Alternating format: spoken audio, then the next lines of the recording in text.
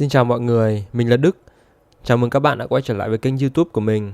Hôm nay thì mình sẽ đưa mọi người cùng đồng hành trong một chuyến đi mới tới một đất nước mà có lẽ là nhiều người cũng chưa từng đặt chân tới, là Albania. Hành trình của mình lần này thì sẽ bắt đầu từ sân bay Frankfurt, sau đó sẽ nối chuyến ở Vienna của Áo. Và cũng như mọi lần bay thôi thì sân bay Frankfurt lúc nào cũng đông. Trong cái ký ức của mình thì chưa có một lúc nào mà mình thấy nó vắng cả. Trước khi chuyến bay như thường lệ xin phép ngựa một chút. Và sau khi chờ đợi một lúc cũng có đi dạo lòng vòng thì cuối cùng thì cũng đã đến giờ lên máy bay. Và chuyến bay hôm nay là bay vào lúc 18 giờ hơn, nói chung là cũng khá muộn. Và cũng do là bây giờ đang là cao điểm của mùa hè cho nên là giá vé máy bay cũng khá là đắt. Chuyến lần này thì mình mua với giá là khoảng hơn 300 euro trên một người, tức là khứ hồi đấy. Tự dưng chuẩn bị bay nhìn thấy cái máy bay đang lăn bánh ở ngoài cửa sổ nhìn buồn cười vãi. Sau một tiếng ngồi chưa nóng mông thì lúc này là đã hạ cánh xuống sân bay ở Vienna là thủ đô của Áo rồi. Và ở đây thì mình sẽ có 3 tiếng trước khi mà bay tiếp tới thủ đô của Albania là Tirana. Và trong cái thời gian mà để chờ thì mình cũng chẳng biết làm gì ngoài tranh thủ đi dạo vòng quanh mấy cái khu mua sắm miễn thuế trong sân bay. Nói chung là nhìn đâu thì cũng thấy đồ đẹp nhưng mà chỉ nhìn thôi chứ tại vì đợt này không có vali ký gửi, chỉ có xách tay thôi cho nên là có muốn mua thì cũng chẳng mua được gì nhiều. Tất nhiên thì vừa đi vừa ngửi mùi đồ ăn thì bụng sẽ lại réo. Thế là mình quyết định gọi một suất pizza ngay trong sân bay để nạp năng lượng. Nói chung là ăn trong sân bay thì cũng không có gì đặc sắc đâu nhưng mà thôi đói thì phải ăn thôi. Sau mấy tiếng mòn mỏi chờ đợi thì cuối cùng cũng đã đến giờ lên máy bay. Nói chung là cũng khá là háo hức rồi. Mình cứ nghĩ là chuyến bay này không đông nhưng hóa ra nó đông không tưởng mọi người ạ. Để mà nói thì bay những cái chuyến bay đêm như thế này thì nó sẽ rẻ hơn là những cái chuyến bay ban ngày. Nhưng mà nhược điểm của nó là thi thoảng sẽ bị delay và hủy chuyến. Giống như kiểu 2 năm trước mình có bay đi Santorini ở Hy Lạp chơi. Và lần đấy thì mình cũng chọn một chuyến bay đêm quá cảnh ở thủ đô Athens của Hy Lạp. Thì đùng một cái là chuyến bay đêm bị hủy ở Hy Lạp. Thế là mình bị kẹt lại ở Hy Lạp. Nhưng nói chung là cũng may là sân bay người ta cũng hỗ trợ để cho mình một chỗ nghỉ rồi chỗ ăn sáng để hôm sau bay tiếp ra đảo Santorini. Tada, cuối cùng thì cũng hạ cánh xuống sân bay Tirana ở Albania vào lúc nửa đêm. Sau khi cũng tìm hiểu khá thông tin trên mạng về cách mà đi từ sân bay về chỗ khách sạn thì mình bắt taxi ở phía ngoài với giá là khoảng 30 euro. Và cái khoảng thời gian mà đi từ sân bay về Durrës, tức là cái chỗ mà mình ở, thì nó sẽ rơi vào khoảng nửa tiếng đến 45 phút. Nói chung là 30 euro mình thấy là cũng không phải là đắt đâu. Và khách sạn mà mình sẽ ở nguyên một tuần này là Imperial. Vị trí của nó thì khá là đẹp, cách bãi biển chỉ khoảng vài chục mét thôi. Mà giá là trong mùa cao điểm này là 80 euro một đêm, là đã bao gồm ăn sáng rồi. Nói chung là giá thì không có gì để chê cả. View mà từ trên khách sạn này nhìn xuống nó cũng rất là đẹp, ngay trong trung tâm của thành phố luôn. Lúc này là đã muộn lắm rồi, thôi xin phép mọi người mình đi ngủ. Hẹn mọi người lại review sáng ngày hôm sau. Chào buổi sáng mọi người. Đây là cái khu mà dành cho khách ăn sáng ở khách sạn, nằm ở trên tầng cao nhất. Nói chung là đồ ăn ở đây thì cũng khá là ổn. Tất nhiên là không phải là kiểu quá nhiều loại đồ ăn, đồ uống. Nhưng mà nói chung là so với một bữa ăn sáng mà ở một quốc gia mà kiểu không phải là cực kỳ phát triển ấy, thì mình thấy như thế này là đã rất là ổn rồi. Nó cũng không có gì để mà chê trách cả. Và giờ ăn sáng là từ 8 giờ đến 10 giờ. Thì nhân viên ở khách sạn người ta sẽ chế biến các cái món ăn ngay tại đấy luôn. Đồ ăn thì khá là tươi. Xong rồi bàn ghế, nói chung là chỗ ngồi sạch sẽ.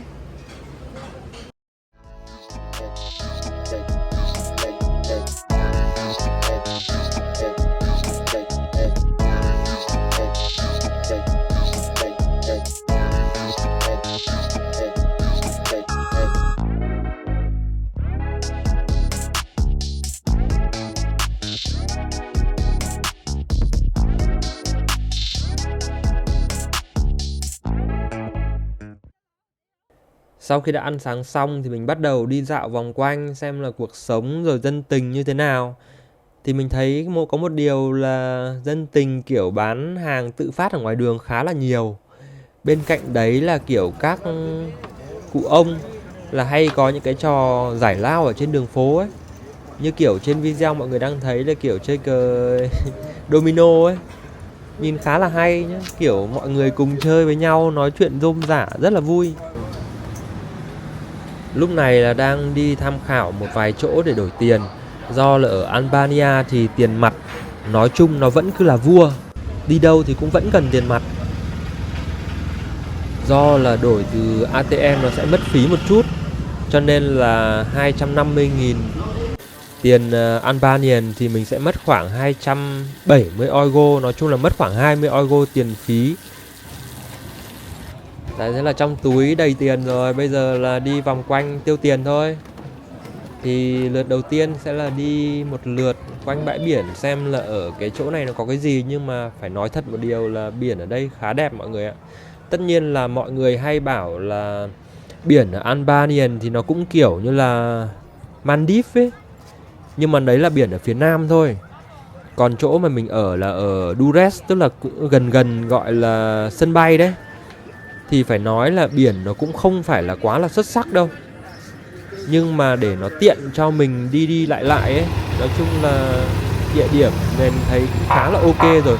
Tất nhiên là đẹp đẹp hoàn toàn thì mình cũng thích đấy, nhưng mà nó cũng không quá cần thiết. Tại vì phía nam thì nó hơi xa quá.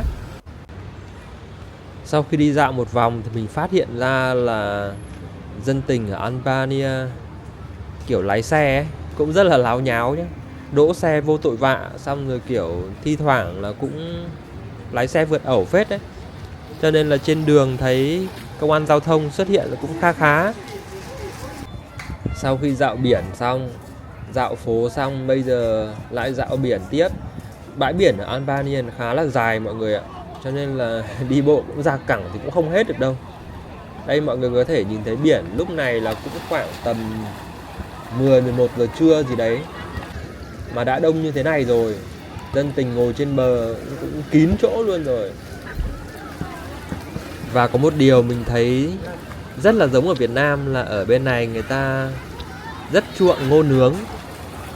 Những người bán ngô nướng có thể nhìn thấy ở mọi nơi, khắp mọi nơi.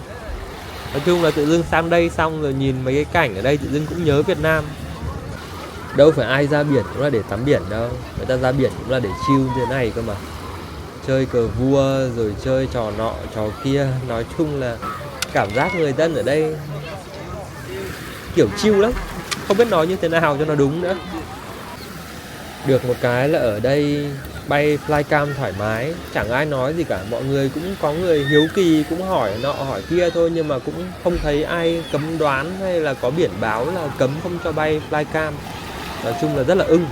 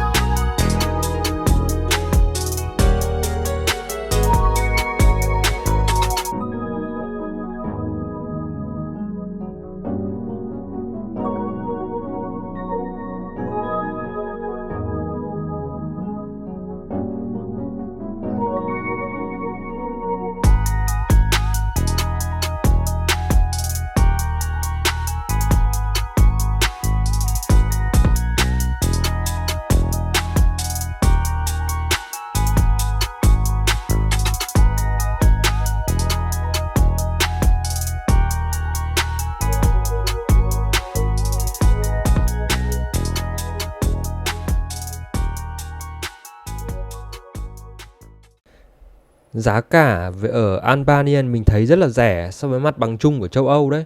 Cho nên là mọi người mà đến đây du lịch thì cũng không cần là phải tính toán chỗ nọ rẻ chỗ kia đắt đâu, tại vì giá cả nó cũng kiểu ngang nhau thôi.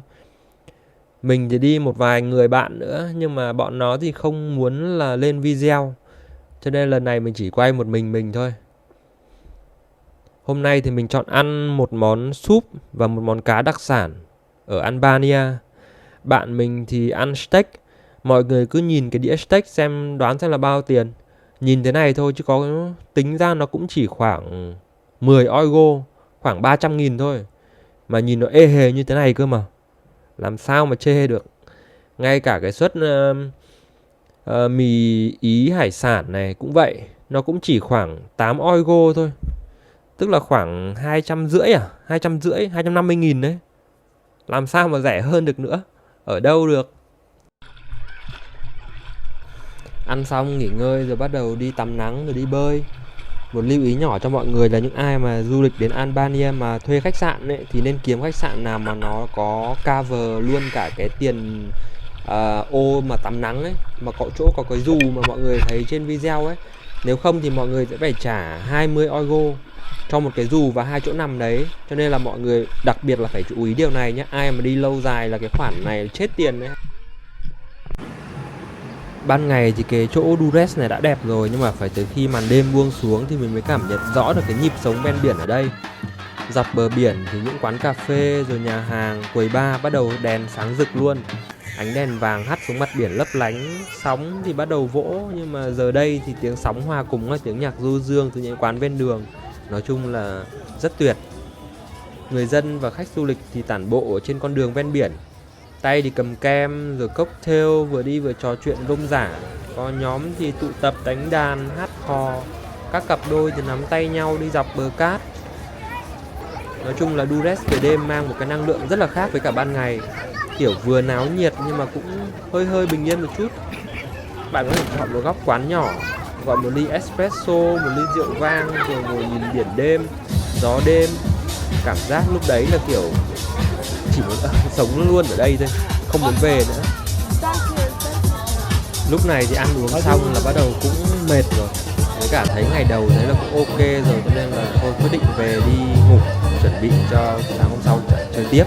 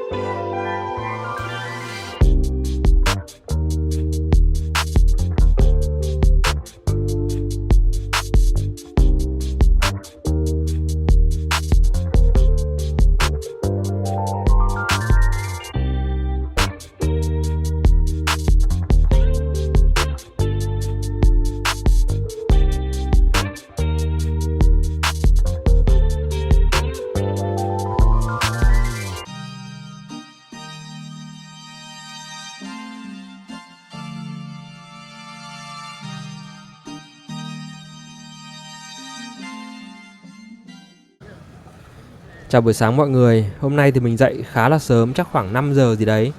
Tưởng là có mỗi mình ngoài đường, hóa ra là cũng có nhiều người dậy sớm đi bộ phết.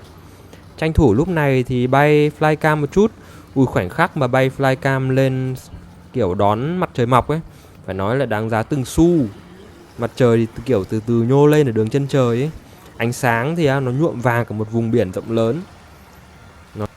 Bay flycam xong thì lại về đi ngủ. Hẹn mọi người lại buổi trưa. Đấy, cuộc sống mà ở đi du lịch là chỉ có ăn, ngủ, đi bơi lội, tắm nắng vậy thôi. Ngủ chán chê đến buổi trưa dậy thì bắt đầu đi kiếm chỗ ăn. Trước khi ăn thì cũng đi bộ một vòng xung quanh, xem là ngắm nghía xem chỗ nào ăn uống được hoặc là giá cả ok thì tạt vào thôi. Quán này thì mình xem thấy đánh giá ở trên Google cũng khá là ok đấy. Đồ ăn thì ê hề, giá thì sẽ nhỉnh hơn các chỗ khác một chút, nhưng mà thực ra với mình thì nó vẫn cứ là rẻ. Vì thực ra thì đồ ăn ở đây thì nó cũng dao động là từ 5 euro trở lên. Đấy là những cái quán gọi là cũng hơi sang sang một chút đấy. Chứ còn thực ra DN Kebab thì ở đây chị bán chỉ có 3 đồng thôi, rẻ thối. Và món mà mình chọn hôm nay là ceviche ăn cùng với cả salad và khoai tây chiên. Món này thì rất là ngon. Mọi người mà ai mà đến đây thì nên thử nhá. Và giá của nó thì cũng chỉ có khoảng 8 euro thôi. Nói chung là giá như thế rất là ổn rồi, đâu có gì để phàn nàn đâu. Sau khi ăn uống no say rồi thì lại bắt đầu đi dạo để cho tiêu cơm. Thì nói chung là mọi người cứ nhìn trên video thì biết, nói chung là cái vibe mà ở biển siêu đỉnh cao luôn. Lúc này là bắt đầu đi vào phố rồi ngắm nghía mấy cái đồ lưu niệm nọ kia. Sau khi mà ngắm chán chê mê mỏi thì lại bắt đầu tiêu cơm rồi thì lại bắt đầu tạt vào hàng bánh ngọt. Phải nói thêm một điều là cái chuỗi cửa hàng bánh ngọt này cực kỳ nổi tiếng ở Albania. Lúc nào nó cũng đông một cách mà không thể chấp nhận được. Nói chung là nhìn cái menu đồ ăn, đồ uống rồi bánh kẹo, nói chung là nhìn ê hề luôn. Nhìn mà món gì cũng muốn thử, món gì cũng muốn ăn. Đây để mình lướt qua cho mọi người xem là có những cái loại bánh gì. Nhìn nó màu mè như thế này cơ mà. Nhìn một phát là kiểu muốn gọi hết các món ra ăn thử luôn. Nhưng mà thôi, sức người có hạn, chỉ dám gọi 2 cái bánh ra ăn thử. Nhưng nói chung là cả hai đều đỉnh cao luôn, không có điểm nào để mà chê. Mặc dù nó hơi ngọt một chút, nhưng đấy là thực ra cái gu ngọt là cái gu chung của châu Âu rồi. Đi đâu cũng ăn đồ siêu ngọt.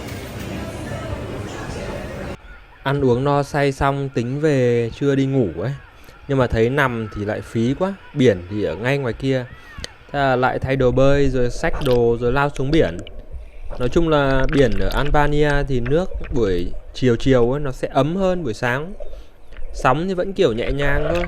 Cảm giác bơi buổi chiều nói chung là nó rất là thư giãn. Ánh nắng thì cũng kiểu bớt gắt rồi, màu nước biển thì cũng xanh đậm hơn. Nói chung là nhìn đẹp, được đấy.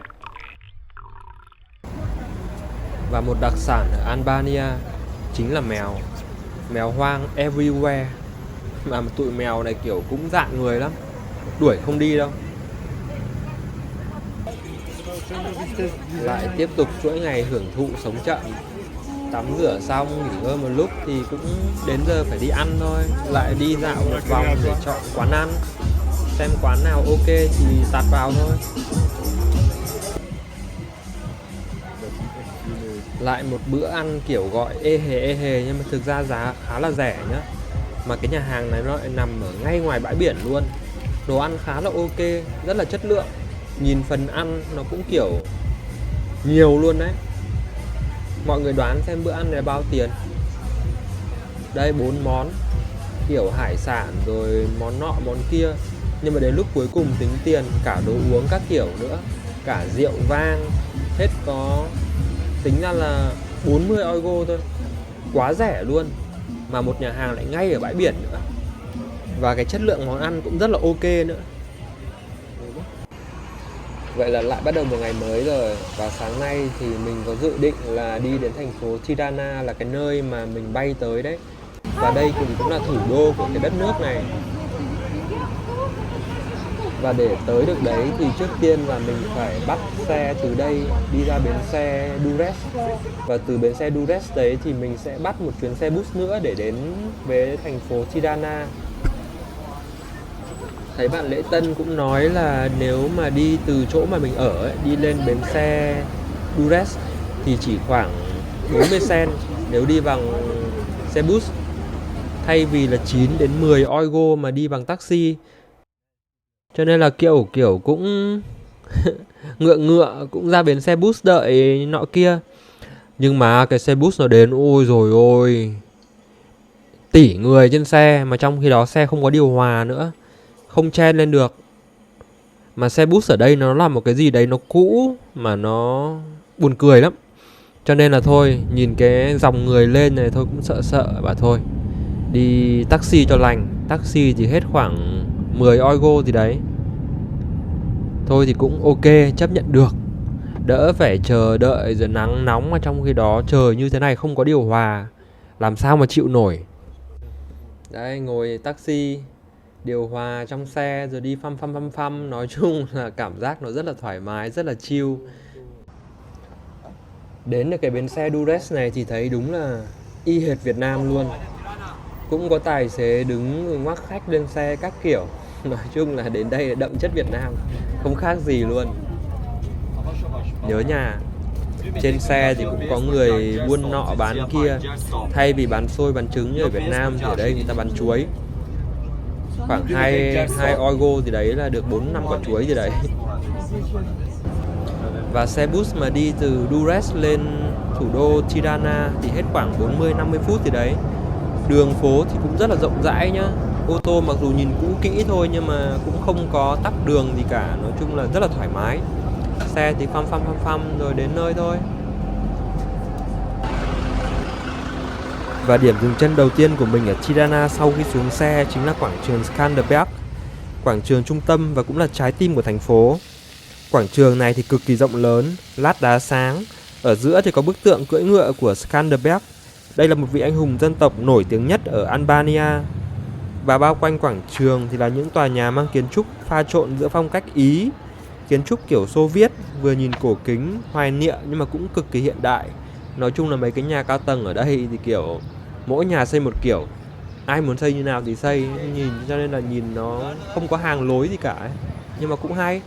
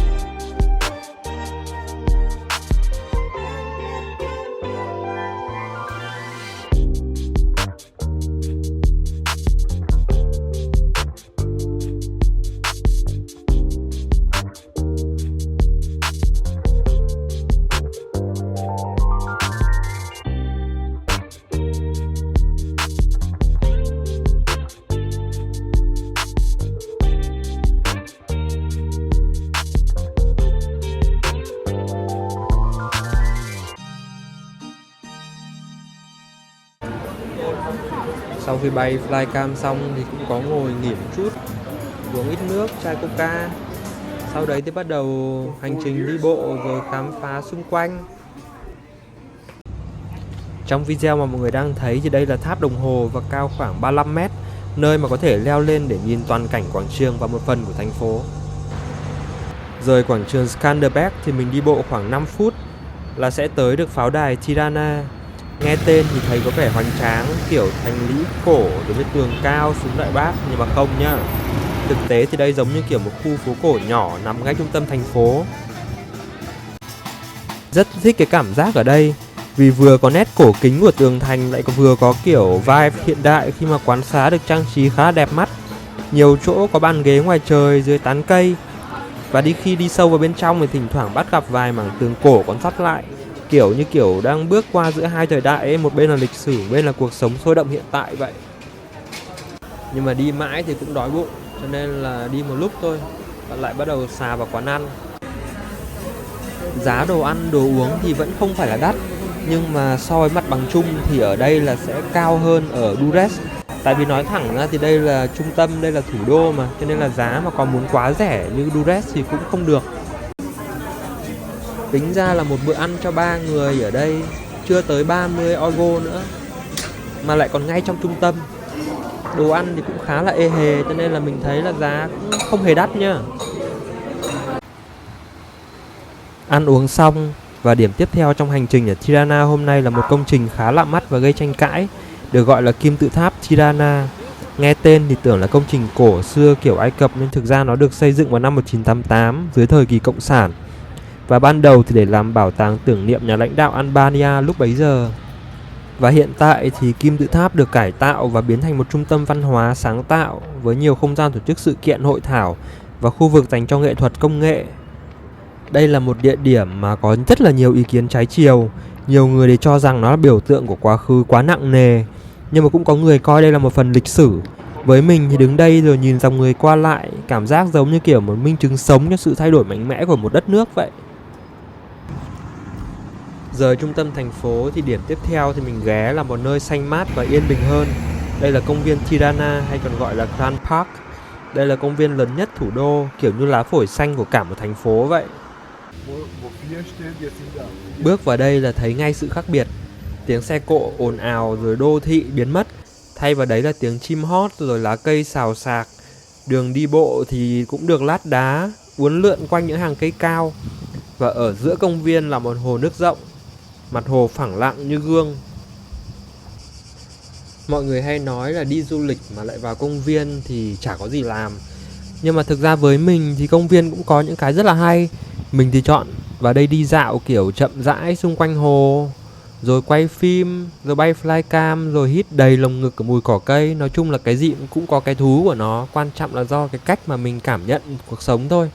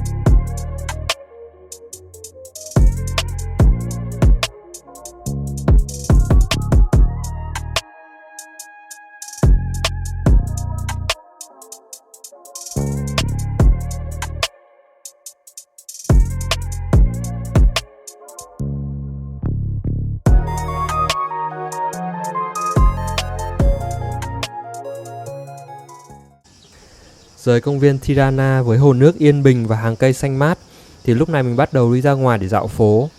Cảm giác đúng kiểu vừa rời khỏi ốc đảo xanh đã nghe tiếng xe cộ rồi còi inh ỏi và nhịp sống hối hả của thủ đô. Có một điều mình cũng để ý là cơ sở hạ tầng ở Albania nó cũng khá là xuống cấp. Mọi người có thể thấy trong video đó, nhà như kiểu Việt Nam năm 90 ấy, hay là hiện tại những cái khu chung cư ở Việt Nam bây giờ đang chuẩn bị phá bỏ, đúng kiểu như vậy luôn đấy. Sau khi ghé qua Albania một tuần thì mình cũng nhận ra được rõ ràng là cái trình độ mà chênh lệch giàu nghèo ở Albania rất là lớn. À quên nữa, cho những ai mà muốn đổi tiền thì phải nhớ đến cái chi nhánh này nhé. Chi nhánh này đổi tiền cực kỳ hời luôn. Tỷ giá của họ luôn luôn cao hơn ngân hàng. Cho nên là mình cực kỳ recommend nhá, mọi người đừng quên nhá. Cực lời đấy. Vào đến khu trung tâm thì có rất nhiều quán cà phê, cứ đi vài mét lại thấy một quán cà phê. Nhưng mà thường quán cà phê ở đây thì chỉ có đàn ông ngồi nói chuyện với nhau thôi. Còn một lý do nữa là mọi người ở châu Âu không muốn du lịch Albania tại vì phụ nữ ở đây không được quá coi trọng ấy. Cho nên là Albania mặc dù rất là đẹp nhưng mà lại không có quá nhiều người châu Âu muốn du lịch đến.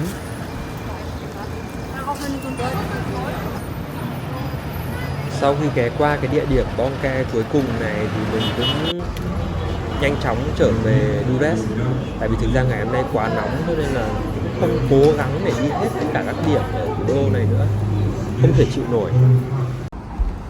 Lúc này là vừa về tới bến xe ở Durrës thì tình cờ thấy một cái xe bus đang đến mà lại cùng hướng với cả hướng mà mình cần đi ấy. Thế là ba đứa bảo nhau thôi thi thử xe bus xem như thế nào, nhưng mà đúng là đấy là sai lầm của cuộc đời mọi người ơi. Xe bus nó nóng mà nóng điên lên, không hề có điều hòa. Ngồi trên xe mà mồ hôi mẹ mồ hôi con chảy lên chảy xuống. Nói chung là đây là sai lầm của cuộc đời, chắc sẽ không có một lần nữa xảy ra đâu. Về tới nơi thì thấy vẫn còn sớm, thế là thôi lại đi biển, lại tắm nắng, lại đi bơi. Gì chứ cái tầm này thì chỉ có đi bơi mới làm mình cảm thấy được sảng khoái trong lòng thôi. Cảm giác mà hòa mình vào làn nước rồi bỏ qua mấy cái muộn phiền rồi công việc, stress nọ kia. Nói chung là sướng lắm. Tắm biển sảng khoái tâm hồn xong thì bây giờ cũng đến lúc mà phải làm cho cái bụng mình cũng sảng khoái theo. Lại bắt đầu lượn một vòng, kiếm chỗ nào ăn uống, thấy chỗ nào hợp lý bắt mắt thì rẽ vào thôi. Nhưng mà hôm nay cảm giác bị lừa vãi. Nhìn cửa hàng thì đúng là kiểu hoành tráng luôn nhá. Đồ ăn thì cũng không phải là rẻ so với mặt bằng chung. Quán thì nằm ngay biển thôi, nhưng mà phải đợi 1 tiếng đồng hồ chưa thấy đồ ăn ra. Và đồ ăn thì lèo tèo. Nói chung là chán, không chấp nhận được. Xong rồi cũng tò mò lên Google xem đánh giá thì hóa ra là cửa hàng này bị đánh giá quá thấp. Thôi thì cũng coi như là rút kinh nghiệm, lần sau chú ý. Cảm giác tức vì bị lừa ấy, cho nên là hậm hực, cho nên là quyết tâm là thôi đi ăn kem, đi ăn bánh ngọt, xả xui. Đúng là kiểu bánh ngọt với cả kem là cái thứ mà cứu rỗi linh hồn. Tính ra một cái cốc kem, một cốc nước cam với cả một cái bánh ngọt hết có 8 euro. Làm sao mà rẻ hơn được nữa. Chào buổi sáng mọi người. Bây giờ là mình ăn sáng. Sau đấy thì hôm nay sẽ có lịch trình là vào trung tâm thành phố Durrës để ngó nghiêng, khám phá xem là có gì hay hay. Đã quay trở lại với Durrës. Hôm nay thì mình dành thời gian đi bộ khám phá khu trung tâm, nơi mà vừa có lịch sử lâu đời, vừa mang nét nhộn nhịp hiện đại. Như kiểu khu trung tâm mọi người đang thấy đây là kiểu cực kỳ hiện đại nhé, là kiểu nhà cửa rất là đẹp. Nhưng mà đi bộ sâu một đoạn nữa thì sẽ thấy là kiểu nhà cửa sẽ cũ dần. Đúng kiểu như là chênh lệch giàu nghèo luôn đấy. Điểm đầu tiên mình ghé là đấu trường La Mã. Đây là một công trình hơn 1.800 năm tuổi và từng là nơi tổ chức các trận đấu thời La Mã. Nhưng mà đến bây giờ thì chỉ còn lại phần khung và những bức tường cổ. Nhưng mà thực ra đứng ở đây thì vẫn cảm nhận được cái sự hoành tráng của thời xưa. Chung quy thì những cái gì mà liên quan đến lịch sử La Mã ấy, thì nó thường là rất là gây tò mò và rất là thú vị. Sau khi rời đấu trường La Mã đi tiếp một chút là sẽ tới quảng trường chính, nơi mà thường có các sự kiện, chợ phiên và sân khấu ngoài trời. Còn buổi chiều thì khu vực này khá là đông vui, trẻ con chơi đùa, người lớn tụ tập, cà phê hoặc là cũng tản bộ luôn.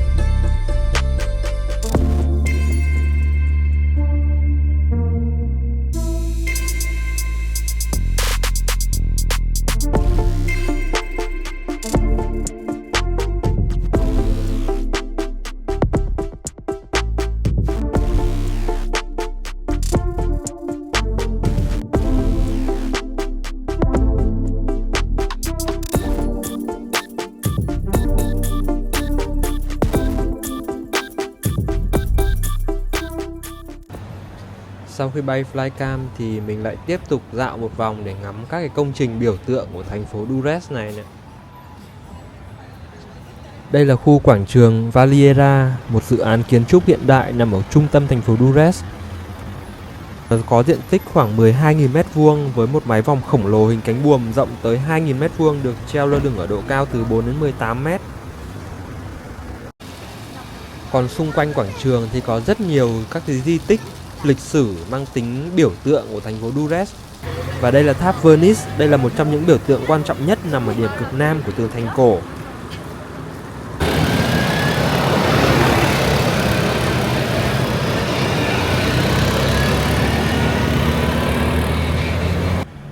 Đi dạo trong phố chán chê thì lại bắt đầu đi dạo ra biển. Nói chung là đã đi biển rồi thì phải đi dạo ngoài biển đúng không mọi người? Còn một điều nữa cho những ai mà muốn du lịch Albania mà ở ngoài biển ấy. Thường thì những cái bãi tắm công cộng mà mình không phải trả tiền dù cho tiền ghế nằm ấy thì nó rất là xấu. Nước biển thì cũng không có gì để đặc sắc, và vùng biển đấy thì cũng có nhiều sứa nữa. Cho nên là mọi người mà đến du lịch thì nên chọn những cái khách sạn mà nó đã bao gồm cái tiền ghế nằm, tiền ô dù sẵn rồi. Thì những cái chỗ đấy thường thì biển khá là đẹp, sóng biển không to, và nói chung là rất là thoải mái nữa.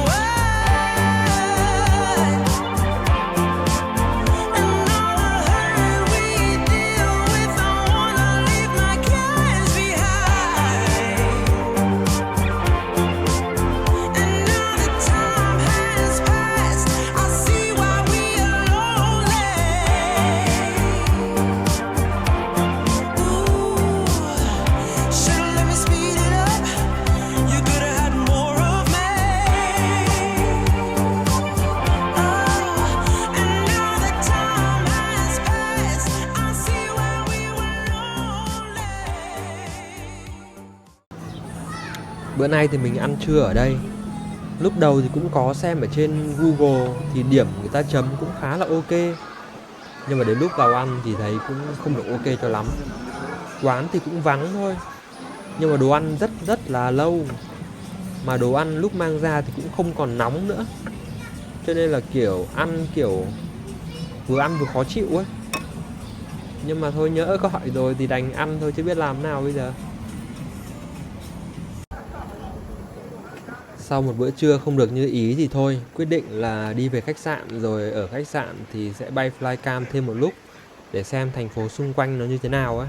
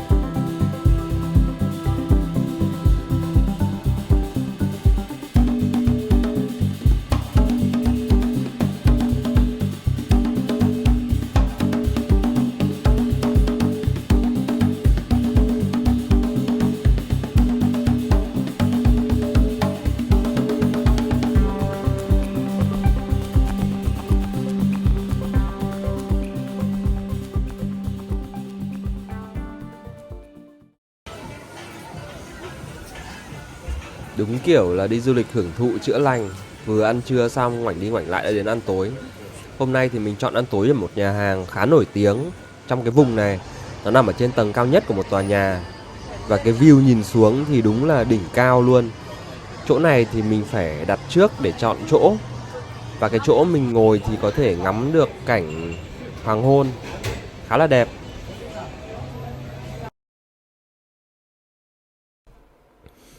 Nói thật là ngồi ở một nhà hàng trên cao tại Durrës như thế này vào một buổi chiều tà thì thực sự là một trải nghiệm ấy.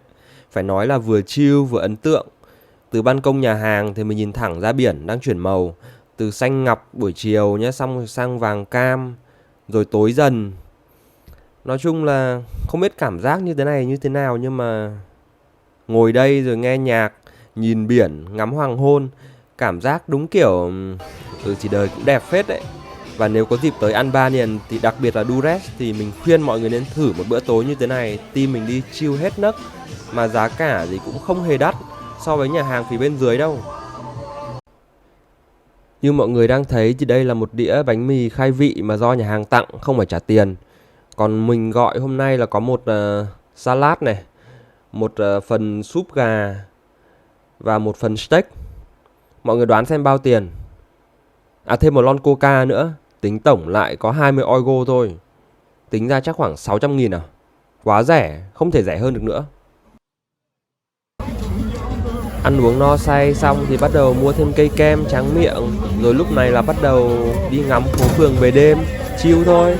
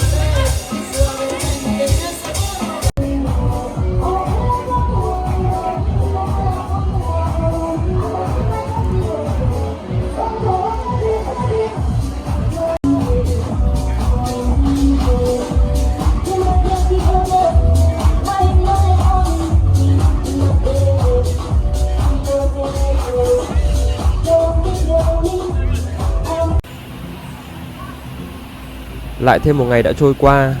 Lúc này là ngủ đến 11 giờ trưa mới dậy. Ngủ dậy xong thì bắt đầu đi ăn trưa luôn.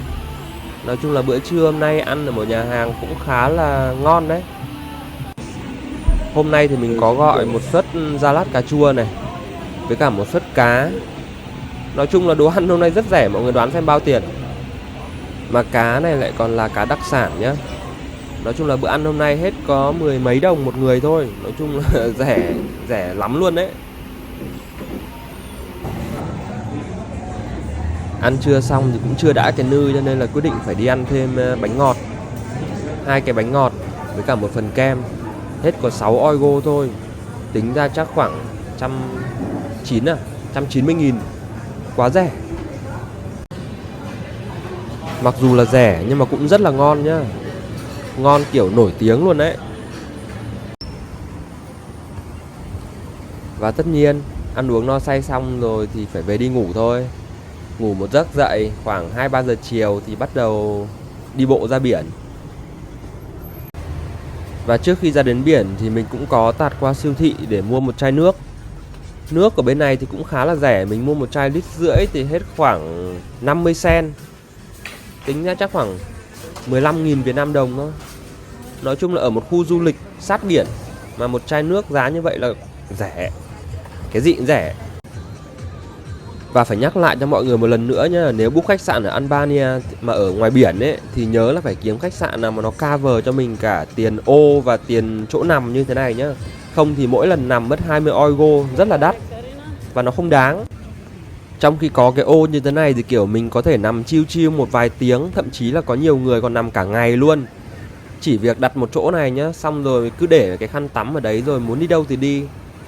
Sáng nằm một lúc rồi chiều quay lại nằm một lúc, không vấn đề gì cả.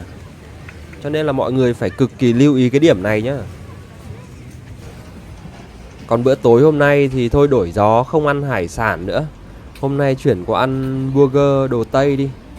Lạ lạ đi cho nó đổi gió. Cái quán hôm nay mình chọn cũng là cái quán mà lúc đầu tiên có dự định là sẽ thuê phòng trực tiếp ở đây này. Nhưng mà thấy đọc review thì thấy mọi người bảo là buổi tối chỗ này sẽ khá là ồn, cho nên là thôi đổi qua cái chỗ mình đang ở. Nói chung là may mắn không book chỗ này vì nó cũng khá là ồn thật mọi người ạ. Giá cả đồ ăn thì khá là ok nhé. Một phần salad ăn 2 người chưa hết.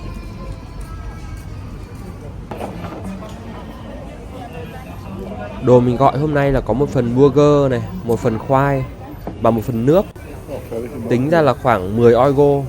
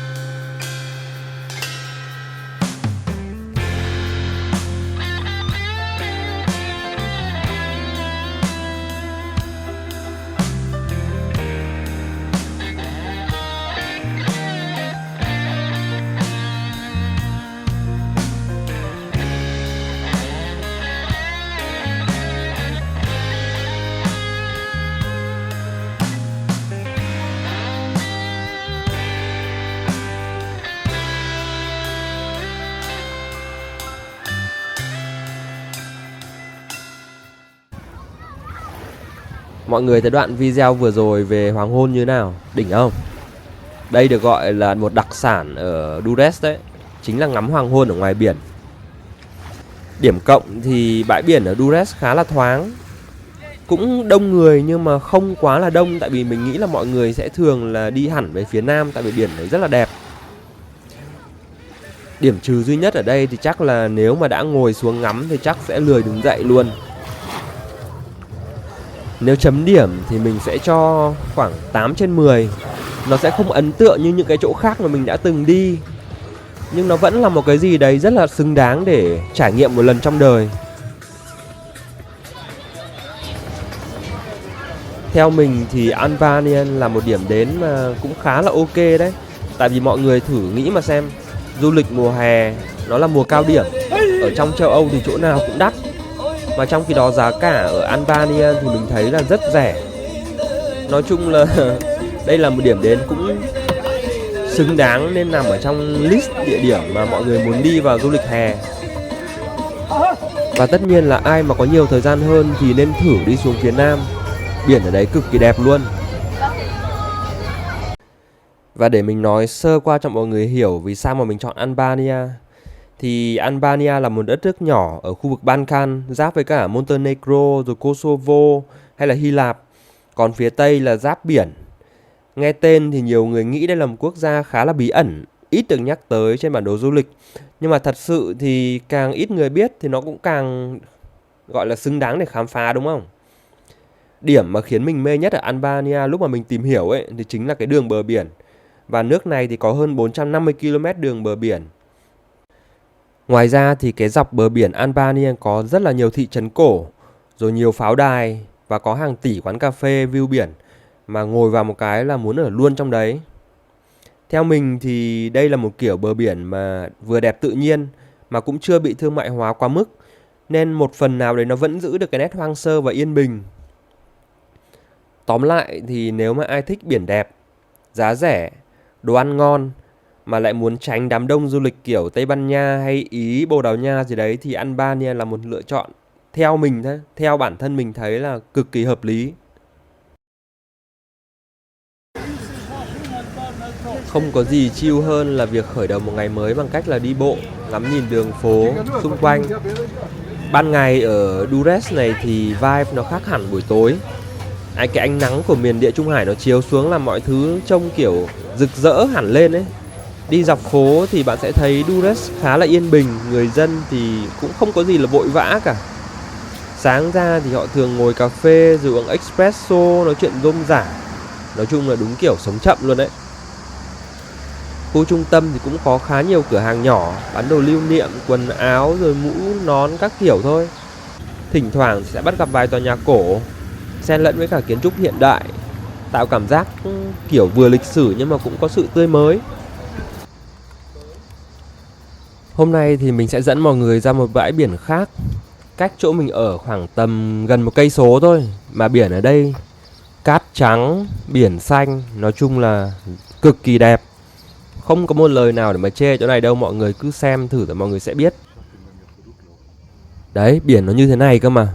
Cho nên là nếu mà mọi người muốn tránh mà không phải trả 20 euro cho một cái dù như thế này thì mọi người nên kiếm khách sạn mà nó cover luôn cả cái chi phí này nhá.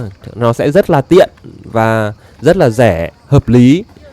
Mọi người sẽ không phải đã mất thêm tiền cho những cái dịch vụ như vậy nữa. Và hiện tại thì mình đang ở Fish House, một quán hải sản cực kỳ nổi tiếng ở Durrës, ngay sát biển luôn. Không gian ở đây thì khá là casual, có chỗ ngồi ngoài trời và trong nhà, phù hợp để dừng chân ăn trưa hoặc tối, đều ổn. Đồ ăn ở đây thì sẽ là đồ tươi sống. Mình sẽ chọn một món gì đấy, xong rồi người ta sẽ cân lên rồi người ta sẽ tự chế biến cho mình. Nói chung là giá cả ở đây rất rẻ, và cái công chế biến thì là 2 euro cho một đồ ăn. Và mình cũng có xem qua cái đánh giá ở trên Google, thì hầu hết ai cũng nhận xét là đồ ăn ở đây tươi, ngon, rồi thái độ phục vụ của nhân viên rất là chuyên nghiệp. Cái không gian để ngồi ăn nó cũng rất là thoáng đãng. Mình có quay video cái menu đây thì mọi người có thể xem, rồi mọi người cũng có thể tham khảo xem là giá ở đây như thế nào. Nhưng với mình nhá, thì giá ở đây rất là hợp lý. 3 đồ ăn và 3 đồ uống tính ra hết 26 đồng, 26 euro ấy. Như thế là quá rẻ rồi. Mà mọi người nhìn tôm nó to như thế này cơ mà. Trong khi đó cá cũng là loại cá đặc sản của vùng, cho nên là không có gì để mà phàn nàn về cái bữa ăn ngày hôm nay cả. Xuất sắc, đỉnh của chóp luôn. Giá cả như thế này thì bảo sao mà không muốn quay lại cho được. Rẻ mà đúng không mọi người? Và tất nhiên sau tiết mục ăn uống thì lại là tiết mục tráng miệng. Lại quay về cái quán đồ ngọt gọi là nổi tiếng nhất ở vùng. Thì hôm nay nhóm mình có gọi 3 cái bánh ngọt và 1 cốc cà phê. Thì hết tổng cộng có hơn 9 đồng thôi, tức là 9 euro ấy. Làm sao mà ở một cái khu du lịch mà lại có cái giá được như thế này, đúng kiểu phá giá luôn. Và sau khi ăn uống nghỉ ngơi rồi đi bơi, đi tắm nắng thì bây giờ lại tiếp tục đến phần ăn tối. Do là cái dư âm ăn buổi trưa nay nó quá ngon, cho nên là tối nay nhóm mình lại quyết định quay trở lại cái hàng cá mà đã ăn buổi trưa để lại ăn tiếp. Tại vì nói thật với mọi người là với cái mức giá rẻ như vậy, không có lý do gì để mà không quay lại cả.